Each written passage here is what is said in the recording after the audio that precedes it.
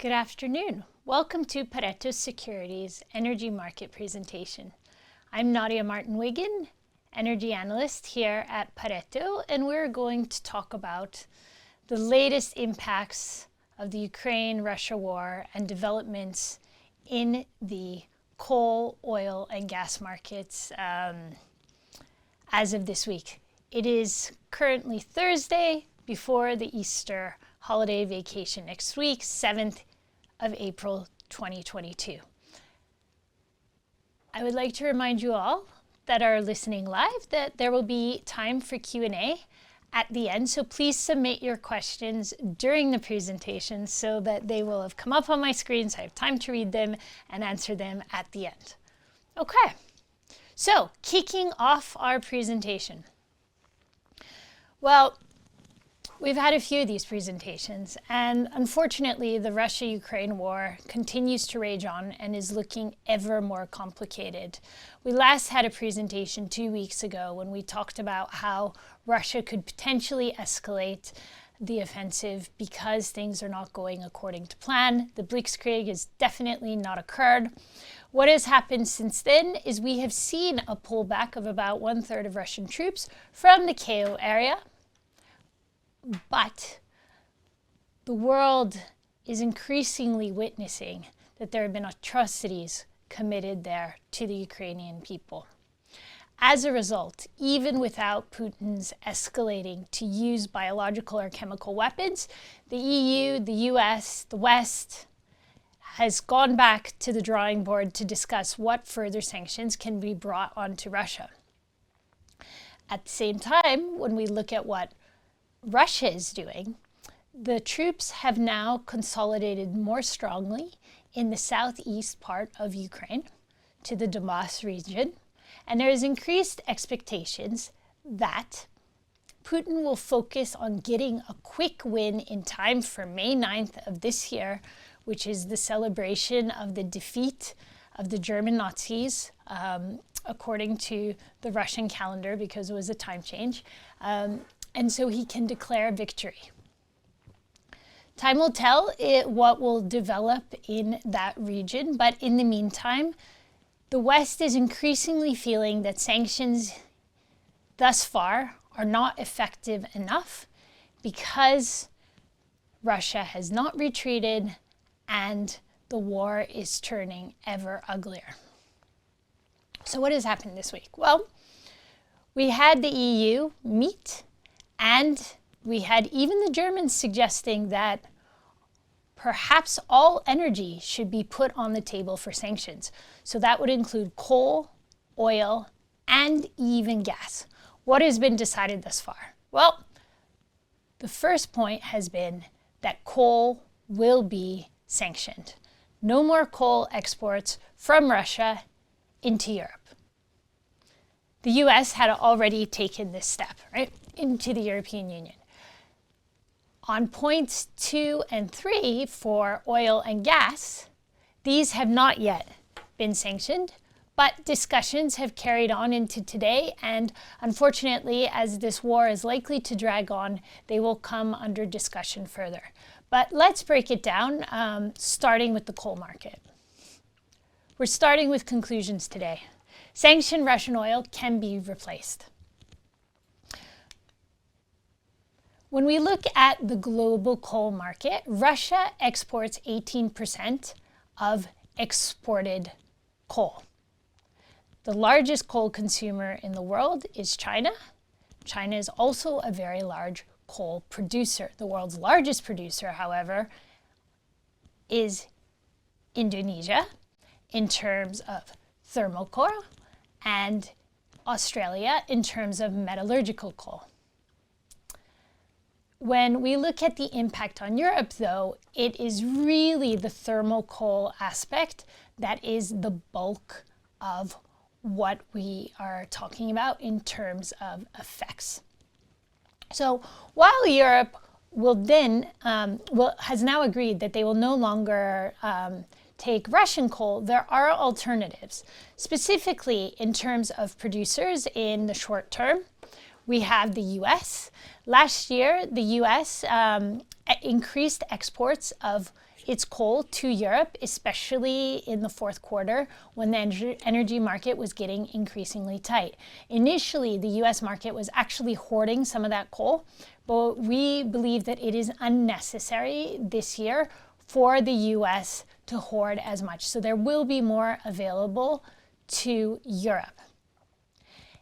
In addition, the whole coal crisis tightness that developed by September last year started because of a standoff between China and Australia, where China decided not to import Australian coal because Australia was blaming China on COVID, was blaming COVID on China.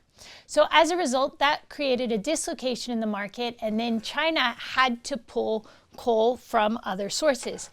By the late autumn, there was a policy in 20 out of 30 provinces that energy must be secured at any cost, and coal in particular. And the natural buyers for the Chinese market, or the natural suppliers for the Chinese market, were Russia, Indonesia, and Mongolia.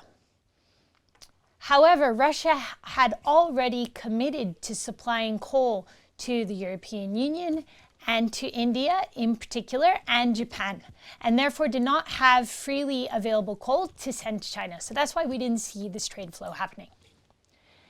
Indonesia had terrible weather conditions, so a lot of their exports actually got locked into port. So that also didn't make it to China. And thirdly, the Mongolian market, it actually relies primarily on trucking of coal, so it's not very efficient, and it doesn't have a lot of spare capacity to really make a difference for the majority of China.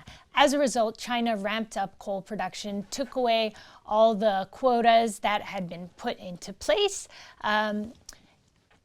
as China prepared to become a cleaner energy producer, and ramp that up higher. Now, when we look at the overall 5-year plan for China, they are expected to continue to actually increase production, but it changes a little bit as to where that production takes place. So smaller mines are being closed down, and other mines are being developed further. We expect, therefore, for this year that China will continue to increase domestic supply of coal and production, and therefore supply itself. The second most important country, though, is India. And this is where, as we've discussed on the oil side, China and India are the two most likely candidates, in our view, to continue to take Russian exports. So therefore, we expect that all of this coal that will not be flowing out of Russia to the European Union can go to those two markets in particular. So what does that mean? It means that it causes a dislocation initially for Russian coal to find a home in Europe, but it still doesn't hit Russia as hard as Europe hopes. In addition, there will probably be a pricing dislocation as Europe has to pull in coal from the US rather than just take it straight from Russia. And no doubt India will try to secure discounts on coal as it has for oil, and China similarly. So moving on to the next stage of possible sanctions is Russia. And this is, again, where we find it a little bit problematic to really hit Russia as deeply as Europe wants. And that is because we expect oil to continue to flow eastwards, at least initially. And while we do expect technological losses to be quite tremendous for Russia in the medium term, so we have some loss in production this year in oil, we will have that accelerating in the coming years as declines increase. When we even think about the coal market, a reason why the IEA in their 2021 end-of-year report last year on the coal market said that Australia will actually be decreasing coal supply is because Russia is supposed to have big technological gains over the next 3 to 5 years that will make them much more competitive in the coal market versus Australia. But we see this not actually happening anymore. So these will have longer term ramifications. But let's start with what has happened in terms of oil this week. So ahead of a potential sanction, we had the US announcing that they will be releasing from their Strategic Petroleum Reserve 180 million barrels of oil. And then we had an additional SPR release of 60 million barrels of oil announced by other IEA member countries, right? And when we see how the market has reacted, well, the prices have come up a bit in the front. They've come off, but they haven't really fallen deeply below $100 a barrel at all. They continue to be in that high range that we have seen since this invasion started by Russia into Ukraine. So in our view, they're largely shaking off that SPR release. And when we look at the forward curve, we can see that actually we had that big drop off in the front of the curve, but the back of the curve has stayed solidly strong and actually has even strengthened. And that is because these SPR releases are temporary fixes and that oil needs to be replaced. We're remembering the volatility that we saw in the first month of the oil market and of the war between Russia and Ukraine, and we have actually expect that to continue. So looking on a quarterly basis, how do things look? So here we're looking at a timeline of supply versus demand global balances starting with the first quarter of last year, right? So last year we had a strong oil market, and up until the start of September, we were very happily trading in the $70 a barrel range. Everyone was happy. Producers were happy, consumers were happy, everything was coming back, right? And then in that third quarter, we had this enormous draw of 2 million barrels per day. And that is when prices really started to rocket higher. We had a slight pullback in the fourth quarter in December, back down to $65 a barrel, but it's been a much stronger market ever since then. Now, why is that important? It's because when we look at this year, right now in the third quarter, we're only forecasting a 1 million barrel per day draw. But that can very easily turn into a 2 million barrel per day draw when we already have very tight markets. So starting with the first quarter of this year, right? There we have seen an 800,000 barrel per day draw. Now what has changed since then? Well, we have additional oil coming from these SPR releases that we expect to start out at about 1 million barrels per day, rising up to 1.3 million barrels per day by the end of the second quarter and into the third quarter, and lasting 6 months. It's a little bit slow on the startup now. So that eases pressure, right? In China, we have COVID lockdowns in Shanghai being extended, right? Last time we had this conversation, we expected demand to only come down in China by 100,000 barrels per day. Now we see it more like 300,000 barrels per day. But there is, of course, additional risk. Just to keep in mind, at the worst of COVID, it was around 3 million barrels per day of lost demand in China. So that's the absolute floor.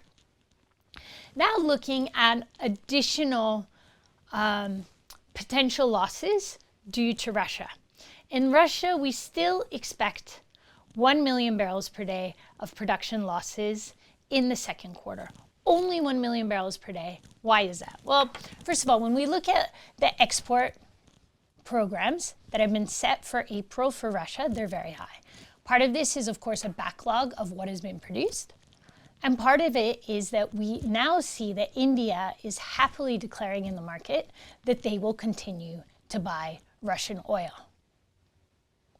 They have not been ostracized, and we expect China to be the next to come into this market.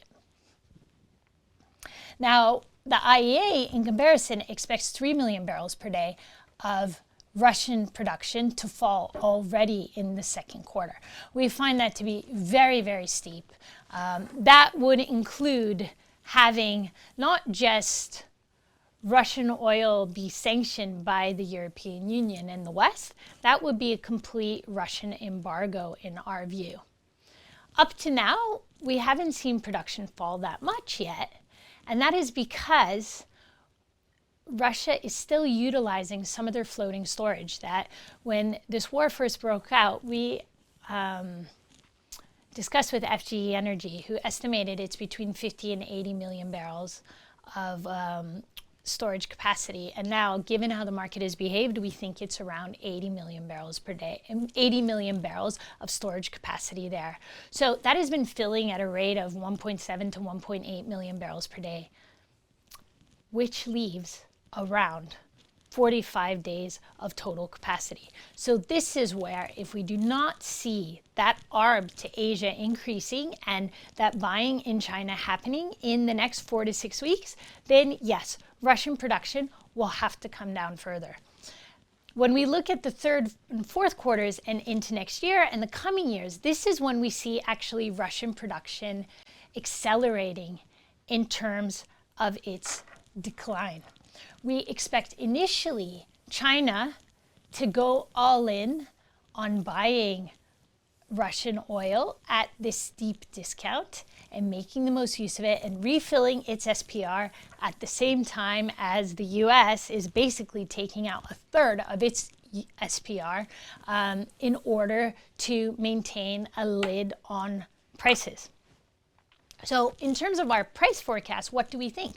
Well, we've had two additional developments. We've had our lack thereof developments, and that is that Iran and Venezuela are still sanctioned countries. So we had expected oil to be coming from those two countries at a rate of at least, between the two of them, 500,000 barrels per day by the end of the second quarter and rising up to almost 2 million barrels per day in the fourth quarter. That is looking increasingly unrealistic. So that makes things much tighter on that side. But the reason we haven't skyrocketed that much higher on the oil price is because of this SPR release precisely. So it's very important in terms of that timing to make sure that we do not get up to $150, $200 a barrel in pricing. When we look at what else has been announced, there's been Canadian oil that is supposed to increase 200,000 barrels per day. And when we look at the first quarter, which is when we see that 800,000 barrels per day draw globally, supply versus demand, we will see 200,000 barrels per day of additional oil from Canada in the fourth quarter. However, during the second and third quarters, it's not really coming there because of field maintenance.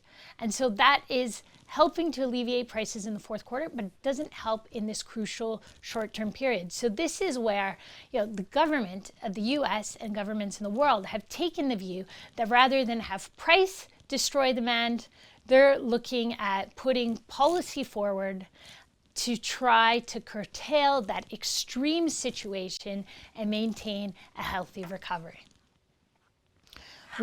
On the final point in this chart on the right-hand side where we're looking at CPC crude, this is only, it's around 200,000 barrels per day of what flows out of there. 1.3 million barrels per day, only 200,000 barrels per day of that is Russian crude. This is still being held up. So this is where we are seeing a drop in exports as well, continuing, that is creating an overall tightness in the market. Just to remind all of you, we are still in an alarmingly low stock environment for oil. So looking from a logical perspective, the EU absolutely can sanction Russian oil. It will deepen the discounts to Asia, and therefore it could potentially result in less money for the Russian regime. But this will be very largely replaced. Out of the 6.5 million barrels per day that Russia exports, at least 4.5 million barrels per day will still make it out of the market. So it is not the most effective policy. That brings us to the next one. Gas. This has definitely been the part of sanctions that Europe has not wanted to focus on. It's the elephant in the room because this is something that can really damage the European economy. It can really affect Germany first and foremost, and it is something that Europe has absolutely wanted to avoid. However, sanctioned Russian natural gas cannot be replaced. It is not a matter that Russia doesn't send that gas over to Europe and then it can just send it to China and India. It can't do it because Russia depends on pipelines, and Europe is absolutely not going to use its LNG terminals to export Russian gas to other countries. So this is the most effective way to actually hit Russia. But on an aggregate, it means that versus last year's total European gas imports of 155 BCM, that's what Europe imported from Russia, we would still come up 15% short. And that needs to come out of demand, except for some switching. But this is what is a tough measure that is being discussed. But when we look at where we are in terms of prices, even though the German trade commissioner on the weekend had said, we need to look at oil and gas exports, energy exports as being sanctioned in Russia, the market did not really react. So when we look at the historical price, this is TTF, so it's the Dutch price, and MBP, the UK price. What we saw is that a few weeks ago, we hit that peak of over 200 euros per megawatt hour in TTF, right? And that is when really the market was reacting as if gas flows from Europe had stopped, at least via Ukraine, if not even more so. We haven't traded anywhere near that since, and we're at half of those prices. And why are prices not reacting when the politicians are talking about these things? Well, it's because we're finally starting to build storage. So whereas in the oil market, we're continuing to draw, in gas, we are starting to build storage. We are going into the summer, so the acute demand is not as strong. And frankly, the market hasn't really priced in that Europe would potentially do this. So where are we on European gas inventories? As you can see from this bottom line, we are starting to approach the 5-year average for this time of year. However, the pressure to get up to normal levels is enormous, and not least because the European Union is expected to pass legislation this summer that would mandate that by the 1st of November, 80% of European storage has to be filled, which would entail a 20% increase year on year in terms of injections versus where we were last year. And this is when we're facing a loss potentially if sanctions were passed, or if the war were to get so critical that Russia shut off gas exports to Europe, that we're facing a more critical situation, yet we need 20% more gas. And this is really not priced into the market short term in our view. We actually only see the strengthening in gas prices recently further down the curve. So that is starting from next year for the next 5 years.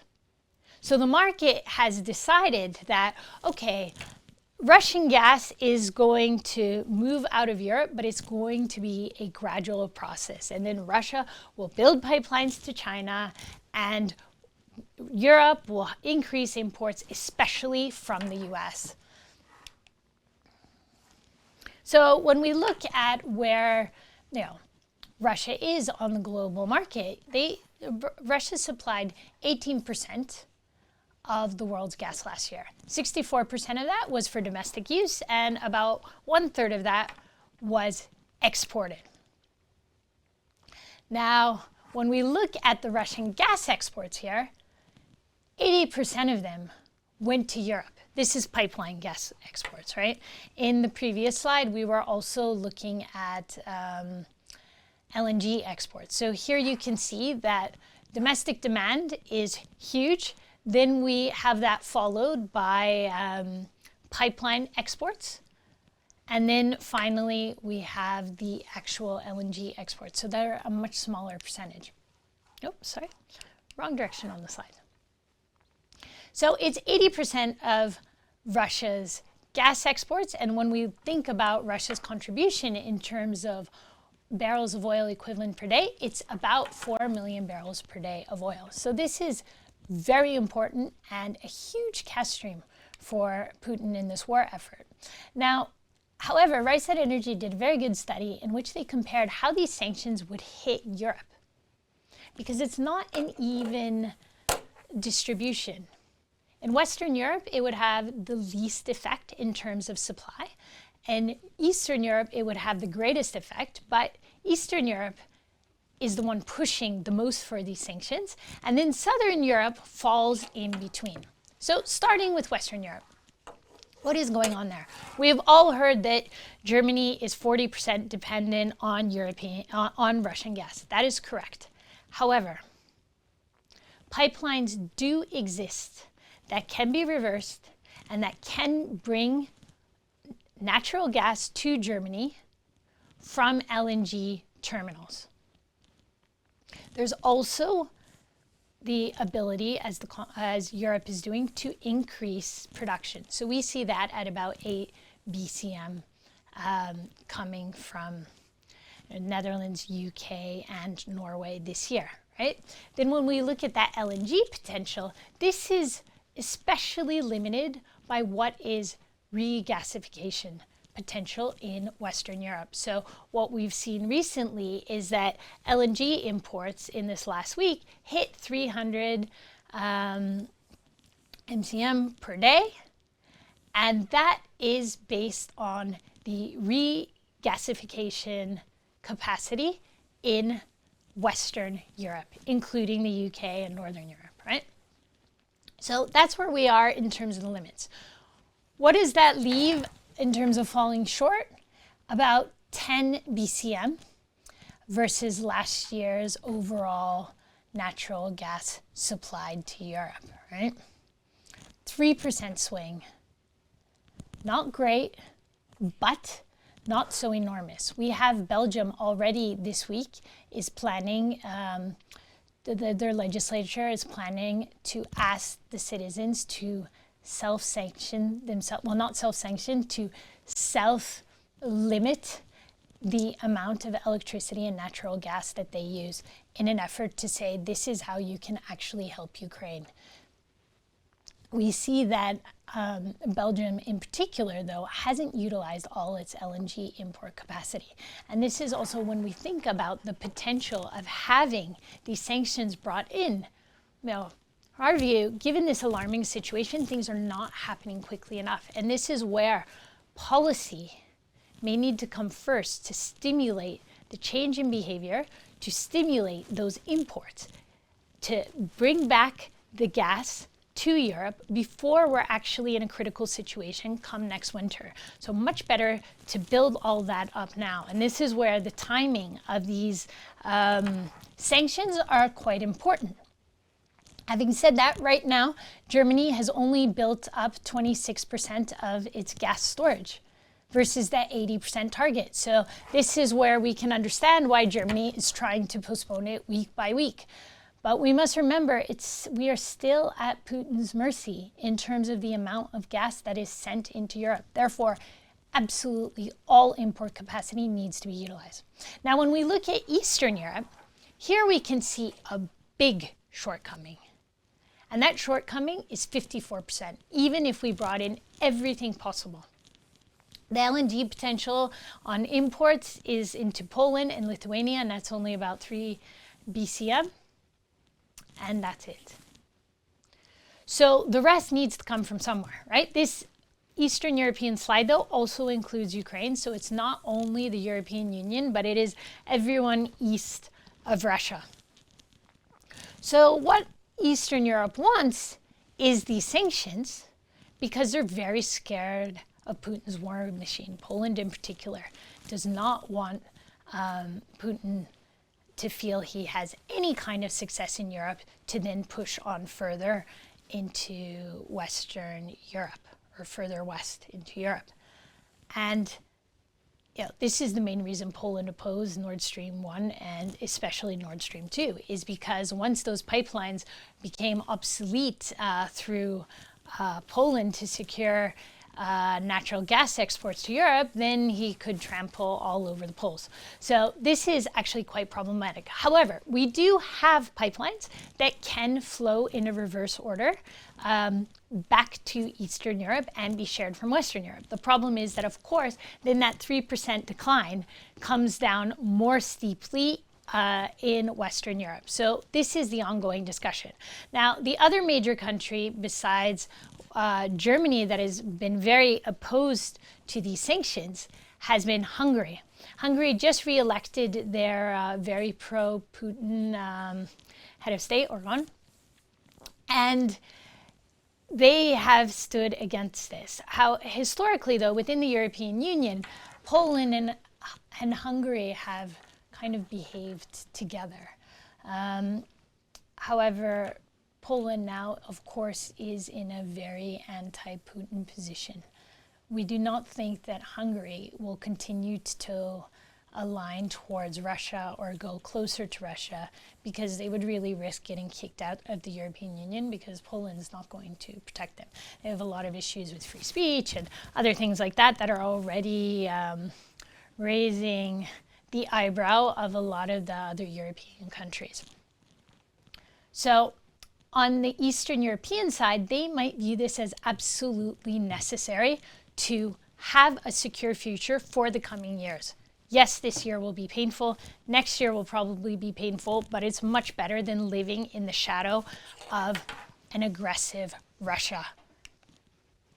Finally, Southern Europe, right? Southern Europe is also vulnerable, but Italy has said that if everyone else agrees, Italy being the most vulnerable member of Southern Europe in terms of Russian gas imports, then Italy will not actually block such a vote. Now, here we see that the shortfall is about 13% in terms of what is the potential. And this is because actually it could be slightly less because Spain is not in this scenario using up all its LNG import potential, but it has very minimal ability to export further. Right now, there is a pipeline that exports to France. That, when it was being built, Spain really wanted it to be expanded and make it much bigger. And France said, no, we're getting our gas from Russia. How much extra security do we need? Now we see they need more security. Spain is going back to the European Union and saying, let's build this, but this is going to take years. So this is something that Southern Europe will absolutely be able to get over this in the next 3 to 5 years. But again, this year looks very difficult. When we look at where we are in terms of actual gas exports, though, coming from Russia, we can see they're actually even lower than last year. And what we saw, we're in that range that we were hitting last year, October, November, when we were really feeling that squeeze from Russia. So we actually have to make up more Russian gas because we've had less coming in if we want to be flat year on year. So it's not exactly a fair comparison what we have been making.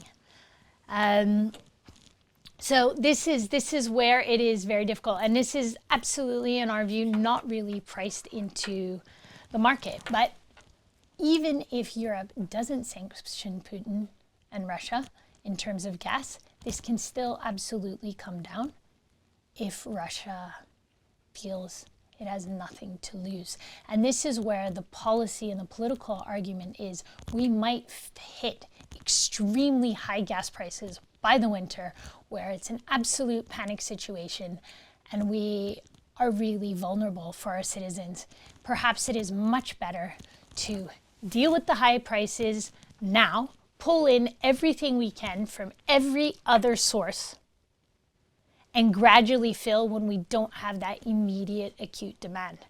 It's a painful scenario, but one that is increasingly being considered by the European Union right now. I mean, the council president has said Russian oil and gas will be sanctioned. It's only a matter of when.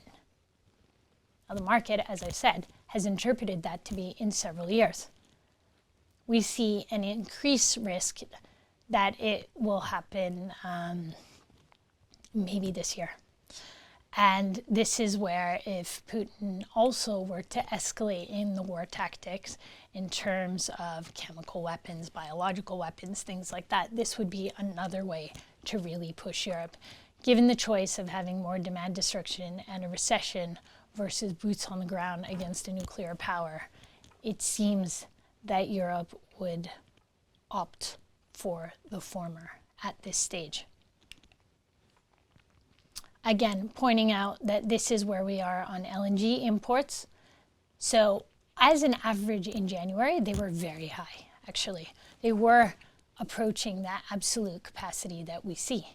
But then February came in quite a lot lower because the weather was warmer, everyone was a little bit relaxed.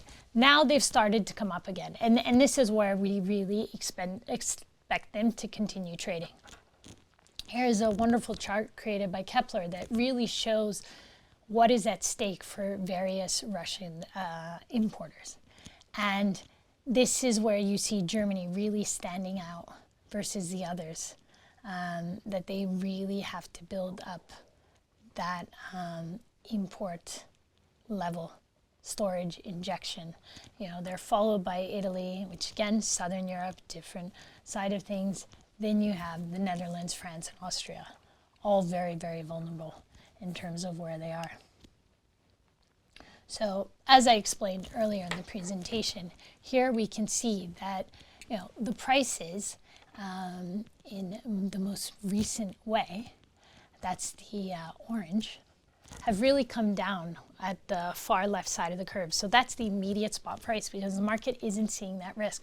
But when we look all the way out to 2030, we see that it's a much stronger gas market than had been expected. We expect that front to come up absolutely this summer. I think that as we see storage building, we can see some pullbacks in price.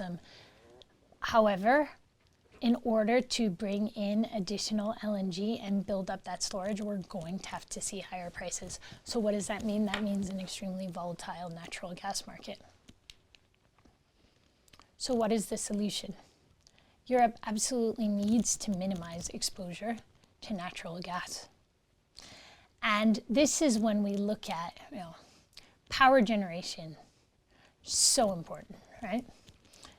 This is where we've seen that the expectation and the pricing of the market is that coal is absolutely favored over gas power generation.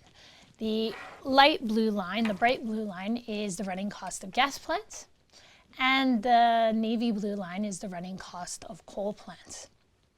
And this does include the cost of CO2.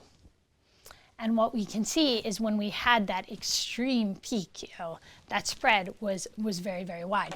Now we already have basically all coal plants going.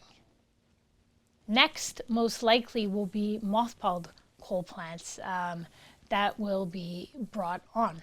We've had, when we look going forward, there are new natural gas plants that are planned over a slow period of time that will be cleaner, things like that. And this is how gas has been deemed a cleaner energy rather than a polluting energy. But we still actually, in the short term, to get over this problem with Russia, need to minimize that gas exposure. And that is absolutely not great for the environment. Even though coal has been sanctioned, we can get that coal into Europe. So what does that mean? It means that carbon prices have continued to be strong, and they will most likely be so in the future. Now, I've discussed in the past nuclear power, and this is where Germany is admitting they probably will not turn off their last 3 nuclear reactors this year. They will postpone that when they need to create this balance. They shut some off last year. It is possible to turn those back on, because normally, well, from a safety perspective, the last thing you do is take out that core area. But the problem is expense. When one looks at the cost analysis of building new small nuclear reactors, like what Macron is proposing in France or Boris Johnson is talking about in the UK, it actually is more cost effective than reopening these nuclear plants. However, they take a minimum of 3 years to build, maybe 5. And so that is the dilemma that Germany is facing. The Green Party in Germany has not gone completely back and said that, oh, they think nuclear power is great. So this is a stubborn, tricky point. But if we cannot get enough out of coal, and it is extremely cold, then and we don't get the correct renewable situation, then nuclear power will have to be reconsidered again. So what are the alternatives? This is where, last year we were extremely unlucky in terms of hydro and wind power contributions, right? When we look forward to this year, we've had very little snow in the Alps. We've had very little snow in eastern Norway. So that's not great for the hydro side. Of course, we've had snow on the west side of Norway, but it's not looking like that great year of the last 10 years that we really could appreciate now. On the other hand, because of all of this stress on the security side of energy, we have a lot more movement happening on the part of renewables in terms of permissioning, in terms of planning, coming from governments. And we have seen, since COVID in 2022, there is a lot of capital dying to get into this renewable space. And so this will actually come online much faster. So we hope that we will have a sunny summer and that we'll have perfect wind conditions. And then we can alleviate some of this pressure, because when we look at this stack right now for 2022, we have gas as expected to bring in 20% of that energy for power generation. And we really want to minimize that. And so that will just alleviate the problem so much better for this winter. Thank you very much.